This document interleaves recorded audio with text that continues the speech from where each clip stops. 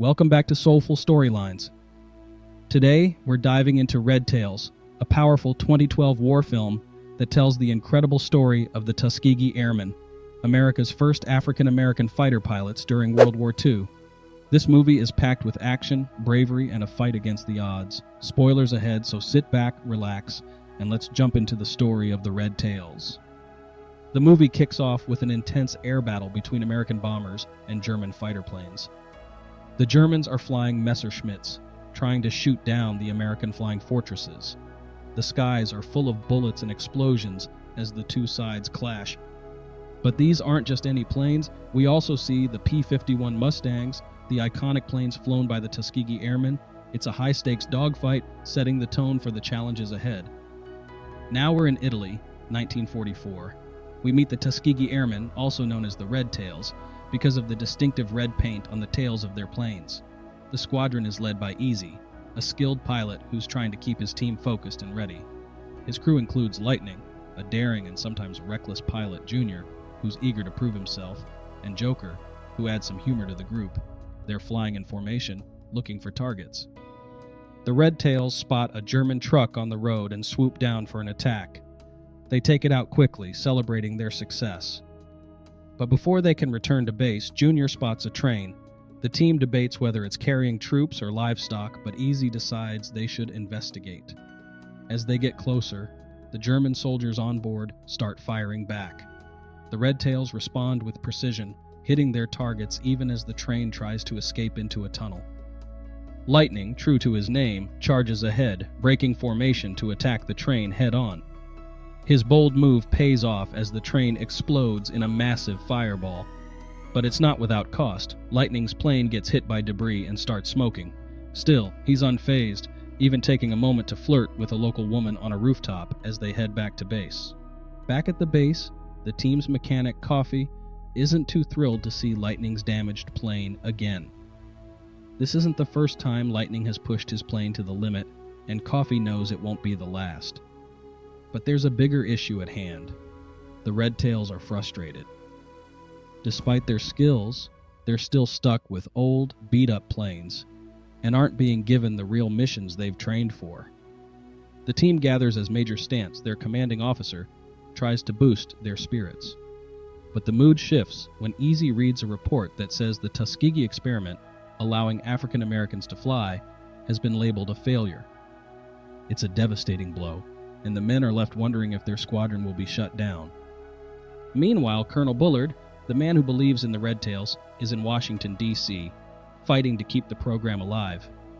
He argues that the Tuskegee Airmen have been given low-quality planes and dirty jobs, yet they've still managed to prove themselves. He knows these pilots have the potential to make a real difference in the war. Back at the base, the pilots try to keep their spirits up, joking around and sharing stories. But the truth is, they're tired of being overlooked and underestimated. Easy, their leader, keeps a close eye on Junior, who's new to the squad and eager to make a name for himself. Then comes the turning point. Colonel Bullard secures a new mission for the Red Tails. They're going to provide air cover for Operation Shingle, a critical beach landing. This is their chance to prove what they can really do. The men are thrilled, especially Junior, who's now going by the nickname Ray Gun. They're ready to show the world that they're more than just an experiment. They're a force to be reckoned with. On the day of the mission, the Red Tails are in high spirits. They take to the skies, and it doesn't take long before they're in the thick of battle. Easy is the first to take down a German plane, and the rest of the squad follows suit. They're flying with precision and power, protecting the American bombers as they head towards the beach. Lightning spots the German squad leader, and with Easy's help, manages to take him out. The Red Tails are on fire, and their success is undeniable. When the Red Tails return to base, they're met with cheers and applause. But the victory is bittersweet. Junior, now Ray Gun, has been injured in the fight. He's lost sight in one eye, and it's clear that his flying days might be over. Still, the team is proud of what they've accomplished. They've shown that they belong in the sky, just like any other fighter squadron. Their success doesn't go unnoticed. High-ranking military officials congratulate Colonel Bullard on the Red Tails' impressive performance. 8 enemy planes shot down, 63 aircraft destroyed on the ground, and all without losing a single bomber. It's a remarkable achievement, but not everyone is happy. Some still can't see past the color of the pilot's skin. Colonel Bullard, however, isn't bothered. He knows what his men are capable of. Junior, despite his injury, begs Easy to let him stay with the squad. But with his left eye blind, it seems impossible. The team's success has come at a price, and Junior's fighting spirit is a reminder of the sacrifices these men are willing to make for their country. Colonel Bullard is called to another meeting. This time, the general wants the Red Tails to escort bombers, ensuring their safe return. Bullard agrees, but only if his men get new, state-of-the-art planes. The deal is struck, and soon the Red Tails are flying P-51 Mustangs, the best planes in the American arsenal. It's a major upgrade, and the men couldn't be more excited. With their new planes, the Red Tails are ready for their next mission. But as they take to the skies, they face prejudice from the very bombers they're protecting. When the bomber pilots realize their escorts are African American, they don't expect much. But the Red Tails are about to prove them wrong. The mission takes a dangerous turn when the Germans attack. Junior's damaged eye makes flying even more difficult, and Easy has to order him to bail out of his plane. Junior is captured by the Germans, and the rest of the team is left to fight on. The battle is intense, and the Red Tails are pushed to their limits, but they manage to protect the bombers, fulfilling their mission and earning the respect of those who doubted them. Meanwhile, Lightning decides to go rogue, taking a detour to attack a German ship. It's a risky move, but Lightning's determination pays off as he successfully sinks the ship before returning to the squad. His boldness adds to the Red Tails' growing legend. The battle leaves its scars. Deke, one of the Red Tails, is badly burned when his plane explodes on landing. He survives, but with severe burns he's sent home, unable to continue flying. Meanwhile, Junior is being held as a prisoner of war, dealing with the harsh realities of being captured behind enemy lines. Back at the base, tensions rise as Lightning confronts Easy about his drinking. Easy has been struggling with the pressure of leadership, turning to alcohol to cope.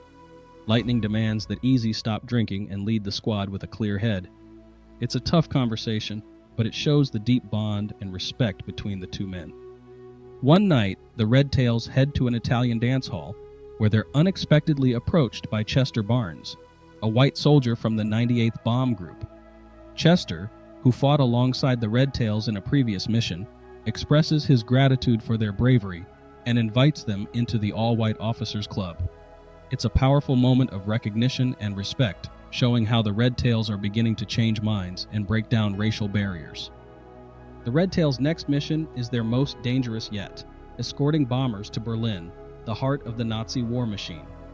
This mission is critical, as the Luftwaffe is expected to throw everything they have, including their deadly new 262 jet fighters. The stakes are higher than ever, and the squad knows they're in for the fight of their lives. Before the mission, Easy is pulled aside by Major Stantz. He's given the choice to either stick to the plan and escort the bombers to the rendezvous point, or to push on and escort them all the way to Berlin.